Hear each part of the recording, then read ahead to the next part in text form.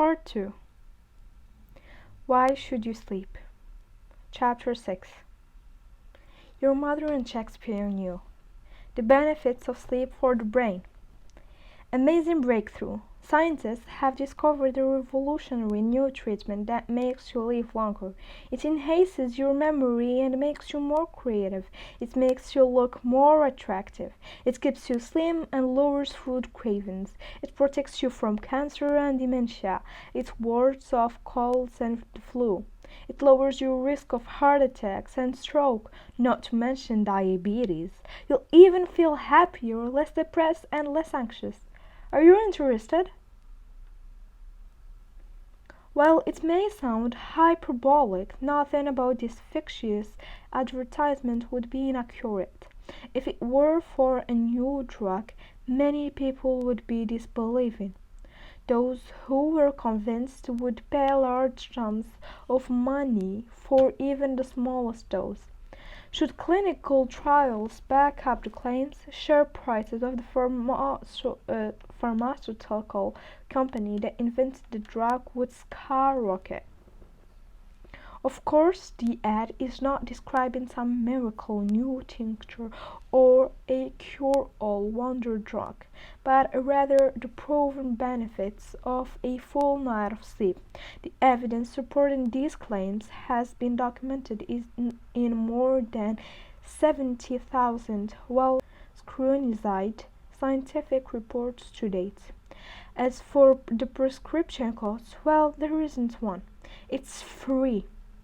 Yet, all too often, we shun the nightly invitation to receive our full dose of this all-natural remedy with terrible consequences. Failed by the lack of public education, most of us do not realize how remarkable a panacea sleep truly is.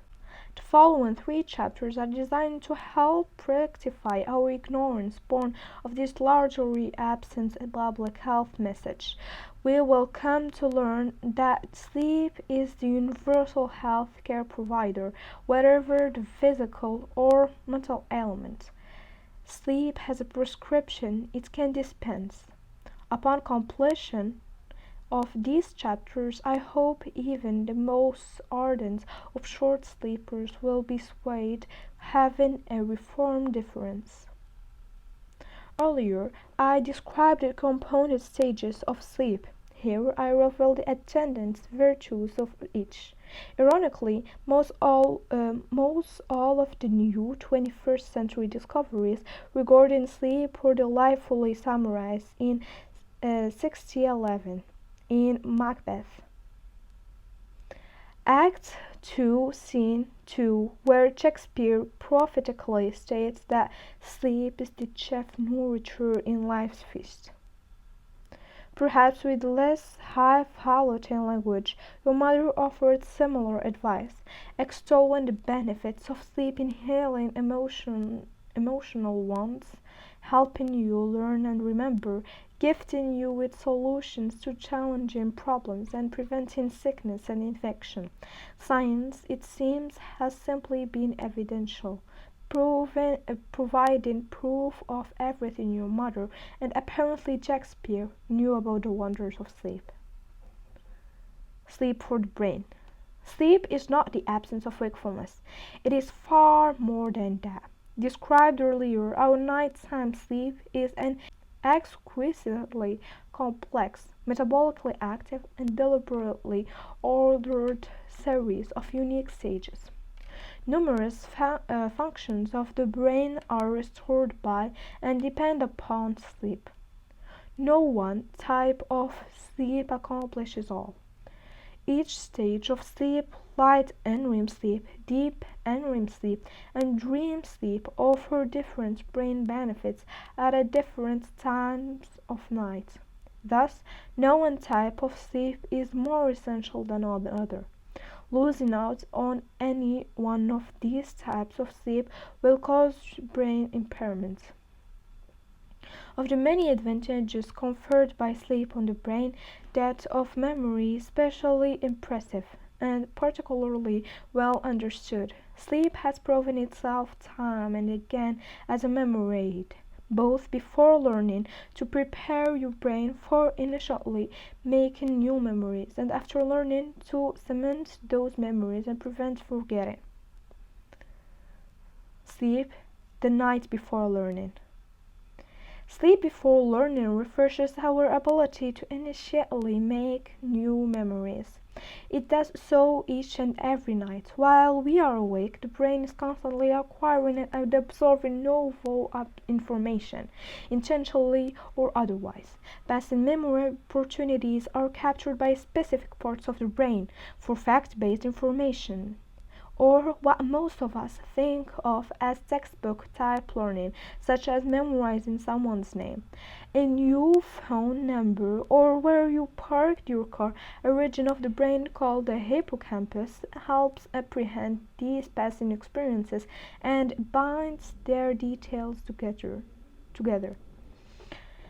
A long finger-shaped structure tucked deep on either side of your brain, the hippocampus offers a short-term reservoir or temporary information store for accumulating new memories. Unfortunately, the hippocampus has a limited storage capacity, almost like a camera roll, or to use a more modern-day analogy, a USB memory stick exceed its capacity and you run the risk of not being able to add more information, or equally bad, overwriting one memory with another, a mishap called interference forgetting.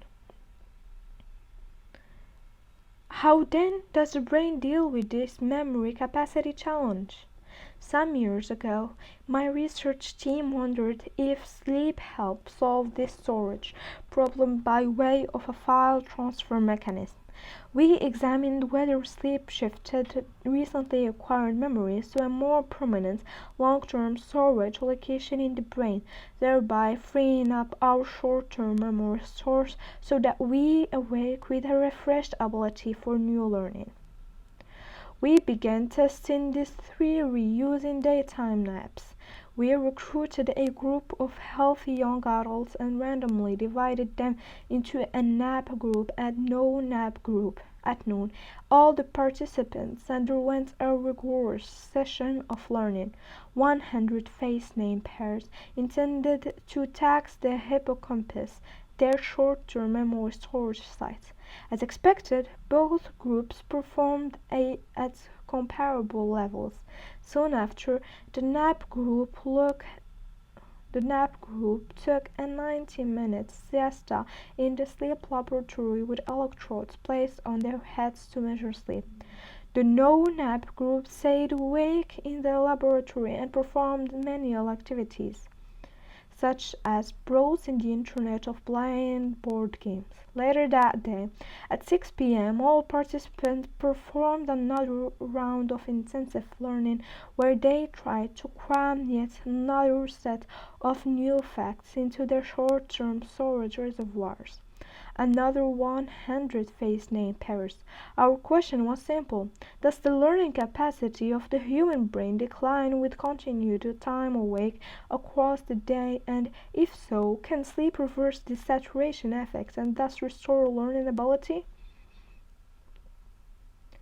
Those who are awake throughout the day become progressively worse at learning, even though their ability to concentrate remains stable, determined by separate attention and response time tests. In contrast, those who napped did markedly better and actually improved in their capacity to memorize facts. The difference between the two groups at 6 p.m. was not small, a 20% learning advantage for those who slept.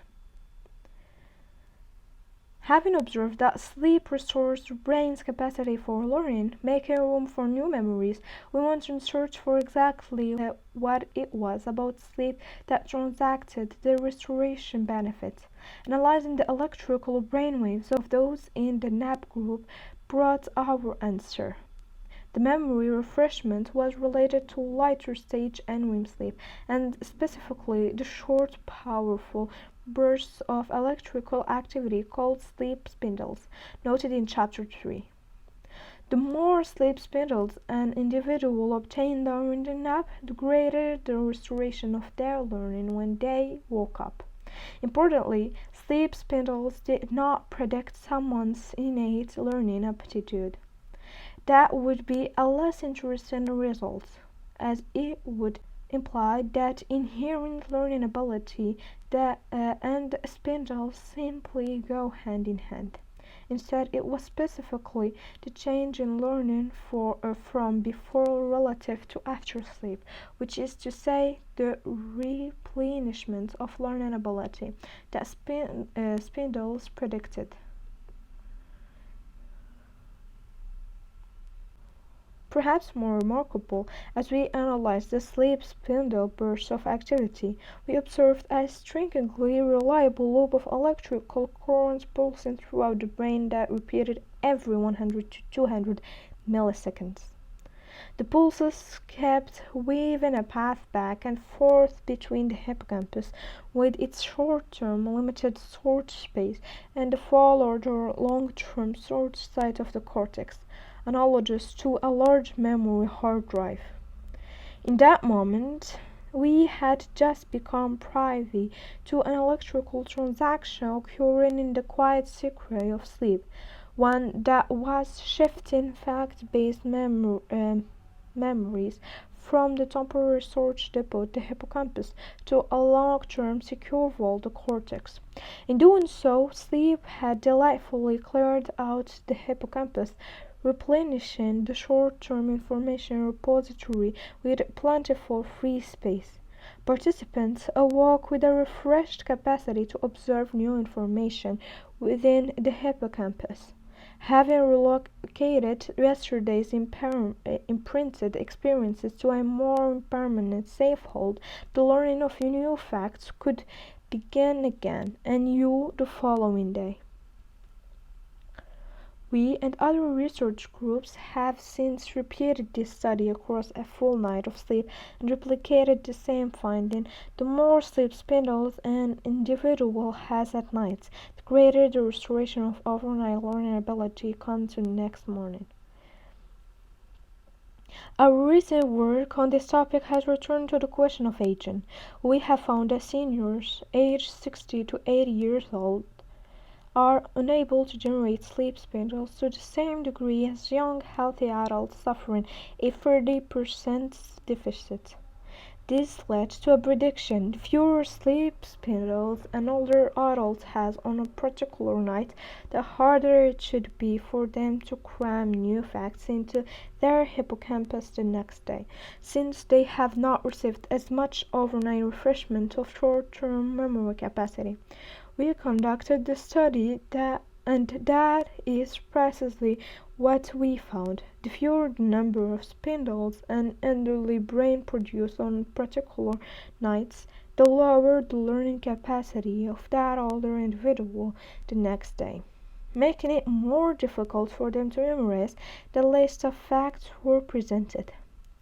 This sleep and learning link is yet one more reason for medicine to take more seriously the sleep complaints of the elderly, further compelling researchers such as myself to find new non-pharmacological methods for improving sleep in aging populations worldwide.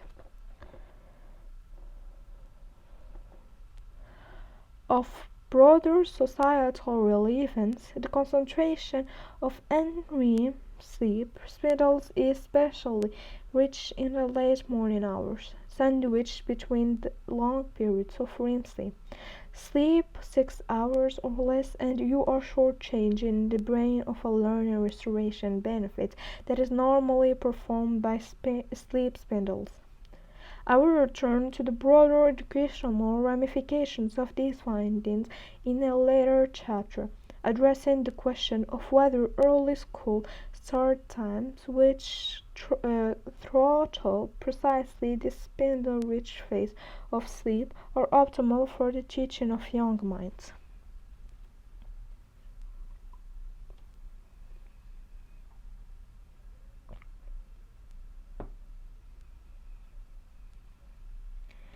Sleep the night after learning.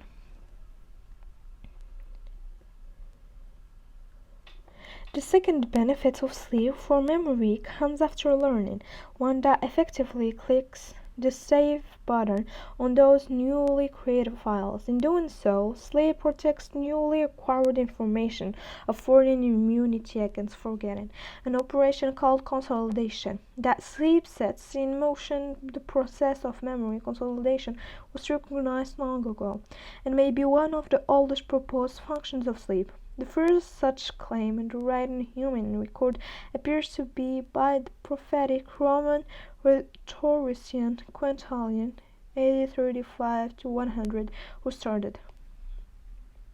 It is a curious fact, of which the reason is not obvious, that the interval of a single night will greatly increase the strength of the memory. Whatever the cause, things which could not be recalled on the spot are easily coordinated the next day, and time itself, which is generally accounted one of the causes of forgetfulness, actually serves to strengthen the memory. It was not until 1924 when two German researchers, John Jenkins and Karl Dallenbach, pitted sleep and wake against each other to see which one won out for a memory-saving benefit. A memory researcher's version for the classic Coke versus Pepsi challenge. Their study participants first learned a list of verbal facts. Thereafter, the researchers tracked how quickly the participants forgot those memories over a 9-hour time interval, either spent awake or across a night of sleep. Time spent asleep helped cement the newly learned chunks of information, preventing them from fading away. The contrast, an equivalent time spent awake, was deeply hazardous. The recently acquired memories resulting in an accelerated trajectory of forgetting. The experimental results of Jenkins and Dallenbach have now been replicated time and again, with the memory retention benefits of between 20 and 40% being offered by sleep compared to the same amount of time awake. This is not a trivial concept when you consider the potential advantage in the context of studying for an exam, for instance, or evolutionarily in remembering survival relevant information, such as the sources of food and water and locations of mates and predators. It was not until the 1950s, with the discovery of NREM and REM sleep, that we began to understand more about how, rather than simply if, sleep helps to solidify new memories. Initial efforts focused on deciphering what stages of sleep made immemorial that which we had imprinted into the brain during the day. Be it facts in the classroom, medical knowledge is a residency training program, or a business plan from a seminar. You will recall from chapter 3 that we obtain most of our deep and REM sleep early in the night, and much of our REM sleep and lighter and REM sleep late in the night. After having learned lists of facts, researchers allowed participants the opportunity to sleep only for the first half of the night or only for the second half of the night. In this way, both experimental groups obtained the same total amount of sleep, albeit short, yet the former group's sleep was rich in deep and REM, and the latter that was dominated instead by REM. The stage was set for a battle royal between the two types of sleep. The question, which sleep period would confer a greater memory savings benefit, that filled with deep and REM, or that packed with abundant REM sleep? For fact-based, next textbook-like memory, the result was clear. It was early night sleep, rich in deep and REM, that won out in terms of providing superior memory retention savings relative to late nights REM-rich sleep. Investigation in the early 2000s at a similar conclusion using a slightly different approach. Having learned a list of facts before bed, participants were allowed to sleep a full 9 hours, recorded with electrodes placed on the head. The next morning, participants performed a memory test. When researchers correlated the intervening sleep stages with the number of facts retained the following morning, deep and REM sleep carried the vote. The more deep and REM sleep, the more information an individual remembered the next day. Indeed, if you were a participant in such a study, and the only information I had was the amount of deep and REM sleep you had obtained that night, I could predict with high accuracy how much you would remember in the upcoming memory test upon awakening. Even before you took it, that's how deterministic the link between sleep and memory consolidation can be. Using MRI scans, we have since looked deep into the brains of participants to see where those memories are being retrieved from before sleep relative to after sleep. It turns out that those information packets were being recalled from very different geographical locations within the brain at the two different times. Before having slept, participants were fetching memories from the short-term storage sites of the hippocampus, that temporary warehouse which is a vulnerable place to live for any long duration of time if you are a new memory. But things looked very different by the next morning. The memories had moved. After the full night of sleep, participants were now retrieving that same information from the neocortex, which sits at the top of the brain, a region that serves as the long-term storage site for fact-based memories. We had observed a real estate transaction that takes place each night when we sleep. Fitting the notion of a long-wave radio signal that carries information across large geographical distances, the slow brain waves of deep and REM had served as a courier service, transporting memory packets from a temporary storage hall, hippocampus, to a more secure, permanent home, the cortex. In doing so, sleep had helped future-proof those memories. Put these findings together with those I described earlier regarding initial memorization, and you realize that the anatomical dialogue established our NREM sleep using sleep spindles and slow waves between the hippocampus and cortex is elegantly synergistic. By transferring memories of yesterday from the short-term repository of the hippocampus to the long-term home within the cortex, you awake with both yesterday's experiences safely filed away and having regained your short-term storage capacity for new learning throughout that following day. The cycle repeats each day and night, clearing out the cache of short-term memory for the new imprinting of facts, while accumulating an ever-updated catalog of past memories. Sleep is constantly modifying the information architecture of the brain at night.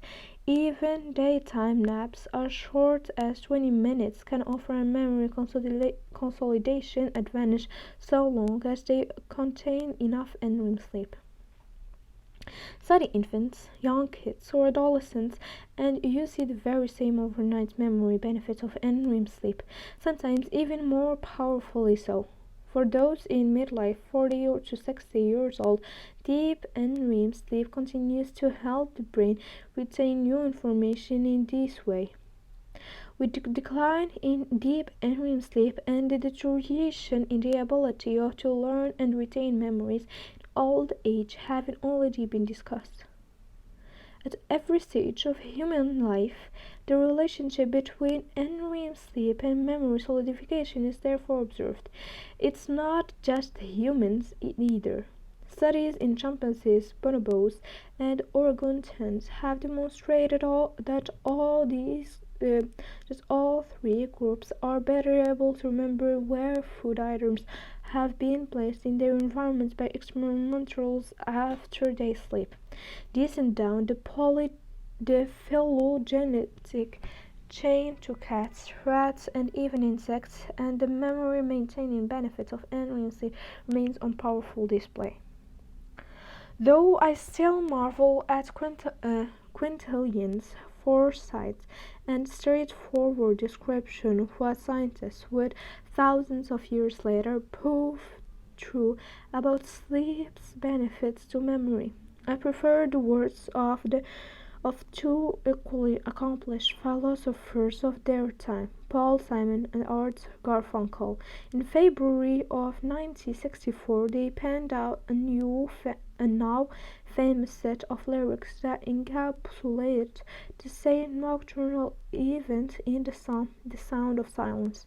Perhaps you know the song and lyrics. Simon and Garfunkel describe greeting that old friend, darkness, sleep. They speak of relaying the day's waking events to the sleeping brain at night in the form of a vision, softly creeping, a gentle information upload, if you will. Insightfully, they illustrate how those fragile seeds of waking experience sown during the day have now been embedded, planted in the brain during sleep. As a result of that process, those experiences now remain upon waking the next morning. Sleep's future proofing of memory is all packaged for us in perfect song lyrics. A slight but important modification to Simon and Garfunkel's lyrics is warranted, based on very recent evidence. Not only does sleep maintain to those memories you have successfully learned before bed, the vision that was planted in my brain still remains, but it will even salvage those that appear to have been lost soon after learning. In other words, following a night of sleep, you regain access to memories that you could not retrieve before sleep. Like a computer hard drive where some files have become corrupted and inaccessible, sleep offers a recovery service at night, having repaired those memory items, rescuing them from the clutches of forgetting. You wake the next morning able to locate and retrieve those once unavailable memory files with ease and precision. The "ah yes, now I remember" sensation that you may have experienced after a good night of sleep. Having narrowed in on the type of sleep and REM sleep responsible for making fact-based memories permanent and further recovering those that were in jeopardy of being lost, we have begun exploring ways to experimentally boost the memory benefits of sleep. Success has come in two forms: sleep stimulation and targeted memory reactivation. The clinical ramifications of both will become clear when considered in the context of psychiatric illness and neurological disorders, including dementia. Since sleep is expressed in patterns of electrical brainwave activity, sleep stimulation approaches began by trading in the same currency, electricity. In 2006, a research team in Germany recruited a group of healthy young adults of a pioneering study in which they applied electrode pads into the head, the front and back. Rather than recording the electrical brainwaves being emitted from the brain during sleep, the scientists did the opposite, inserted small amounts of electrical voltage. They patiently waited until each participant had entered into the deepest stages of NREM sleep, and at that point switched on the brain stimulator, pulsing in rhythmic time with the slow waves. The electrical pulsations were so small that participants did not feel them, nor did they wake up, but they had a measurable impact on sleep.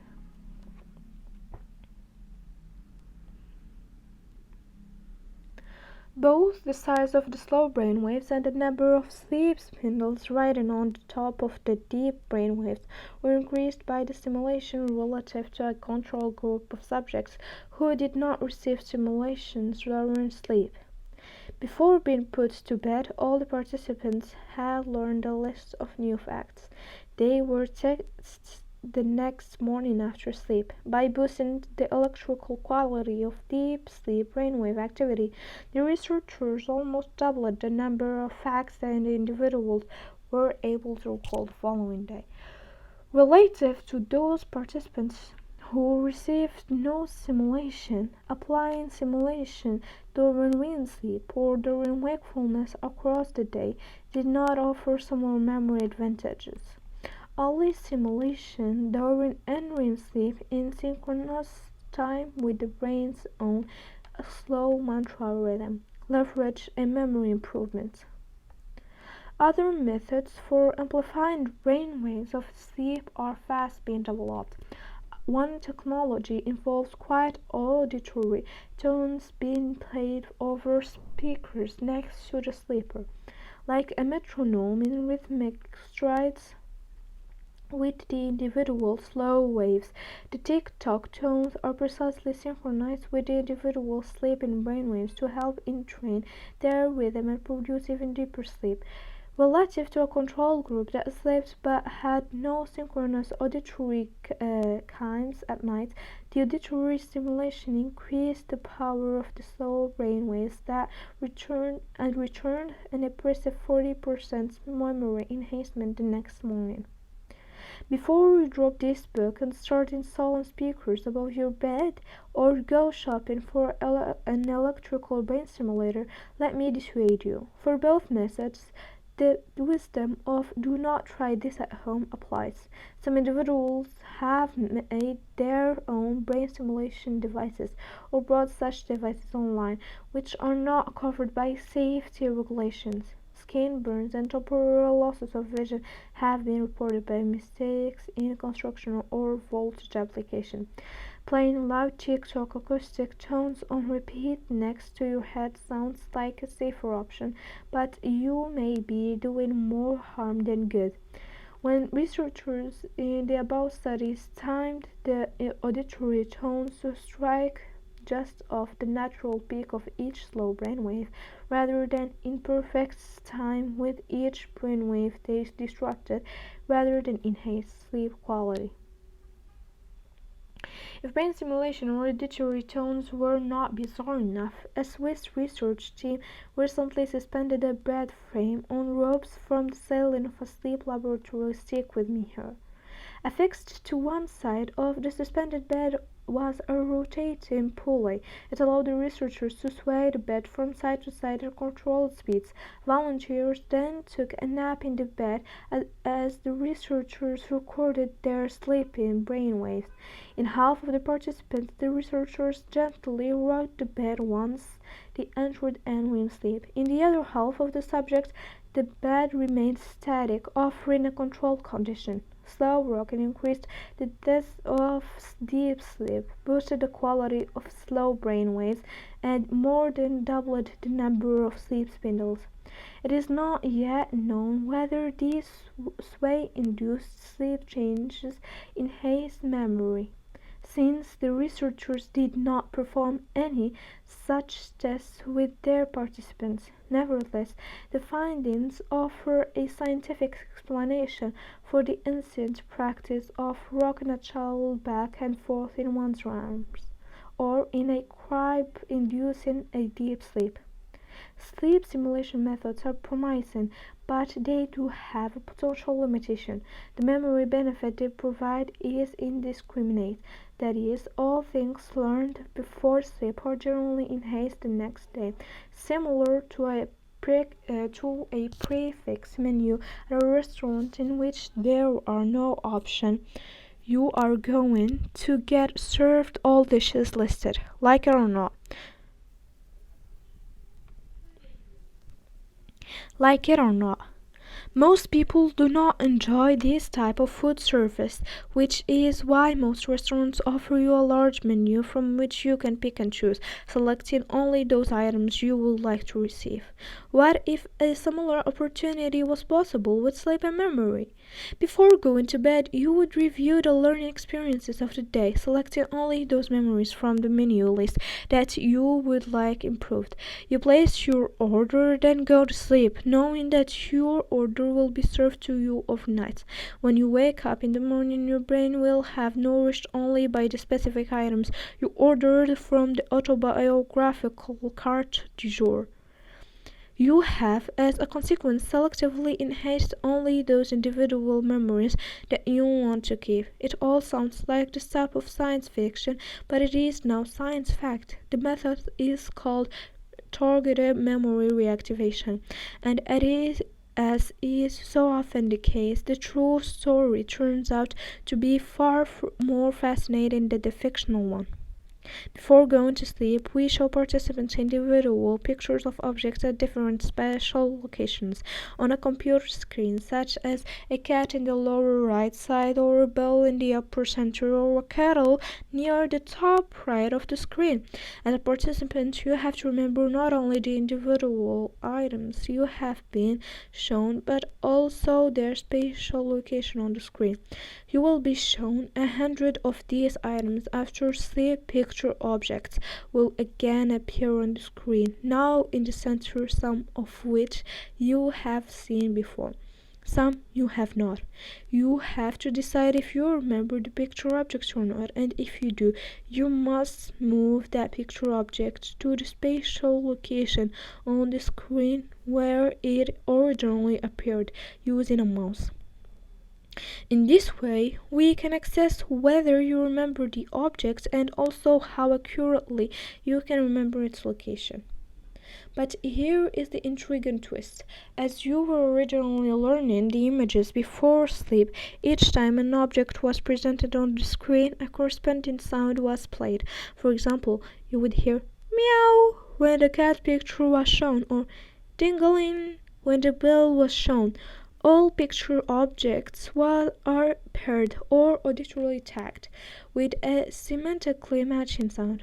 When you are asleep, and in unREM sleep specifically, an experimenter will replay half of the previously tagged sounds, 50 of the total 100, to your sleeping brain at low volume using speakers on either side of the bed, as if helping guide the brain in a targeted